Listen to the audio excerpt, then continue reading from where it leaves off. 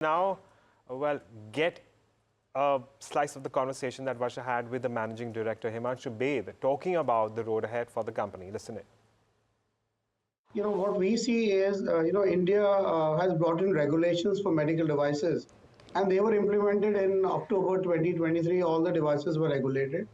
And I think since that period, from 2021 to 2024, we have seen exports almost doubling because that is where the regulatory landscape was kind of developed in the country.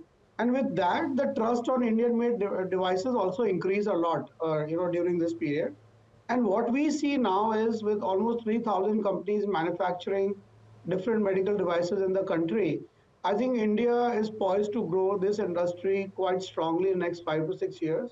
And our estimate is that we should be at least by 2030, we should be in the range of around $20 billion for exports. And a lot of large companies have set up bases in India. When you look at large multinationals like GE, Philips, Siemens, a lot of them have started making large equipments in the country. So we see a good traction, and I think the government has also come out with a lot of new policies in last few months, which is also going to push Make in India and for global markets. Got it.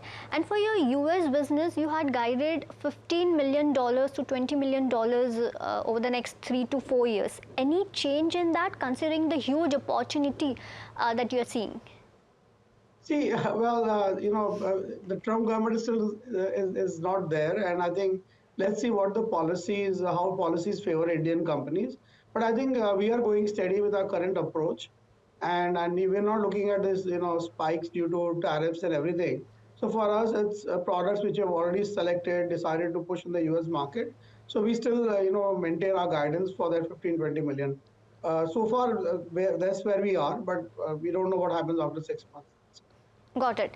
Now, Mr. Baid, now this medical device industry has always been an import heavy business. Now, with this opportunity, the export opportunity or the shift that we are seeing, I'm assuming the imports will go down, number one, and a lot of other companies will actually set their manufacturing base in India, because I was just, analyzing it. A lot of EMS companies have also come out with, entering into medical device industry. Now, with this, how are you seeing this competition for you? See, I think for our company, Medicure, I think we are very clear that company, works very strongly on the R&D. And I think as a company, we own around 300 plus patents.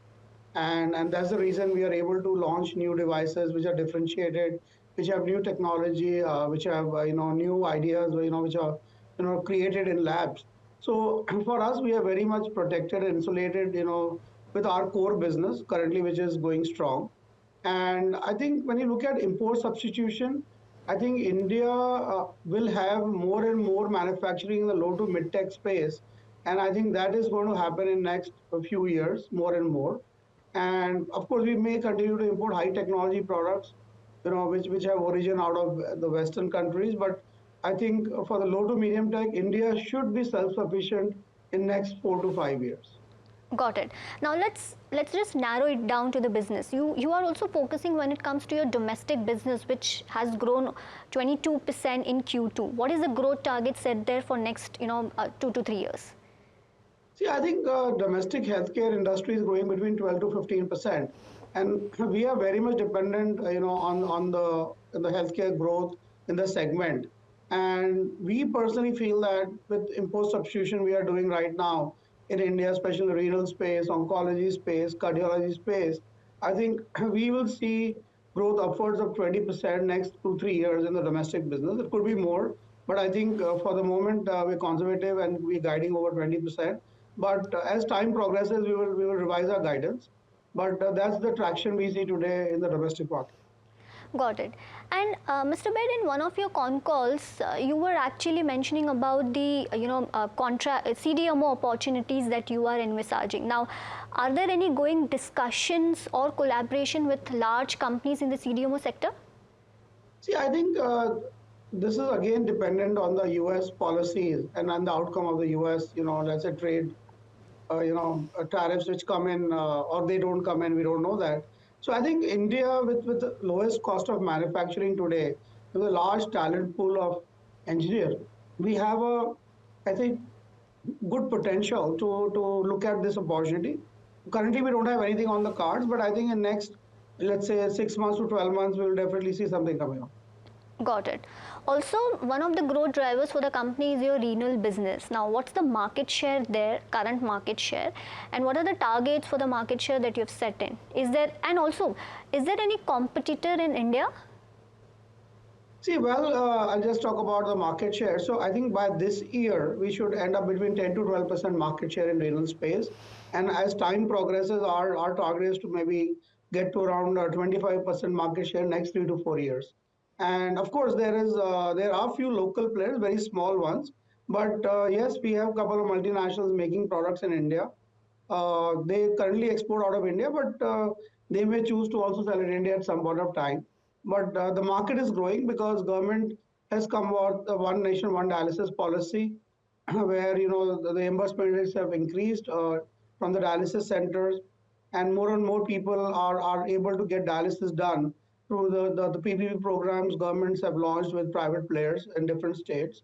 So, and with more and more people, suffering for, CKD diseases, kidney diseases, I think this industry is going to increase by grow by around 20-25%, in coming years.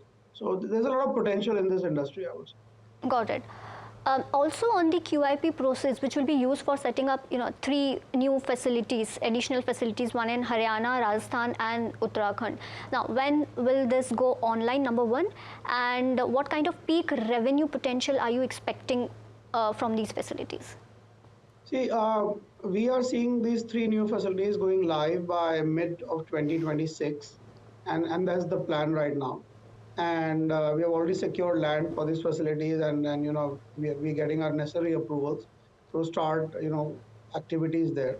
But in terms of revenue, I think, see, we have not guided so far, but I think in our industry, if we invest, let's say a rupee, normally the turnover is around 1.25 to 1.5 rupees. So we continue to move in that direction, and this industry needs deep capital investment to get more traction, more success. So we in the same line, and I think we'll maintain our guidance for around 20% growth for next few years, in terms of our growth. So I think we are going to be there. We are very sure.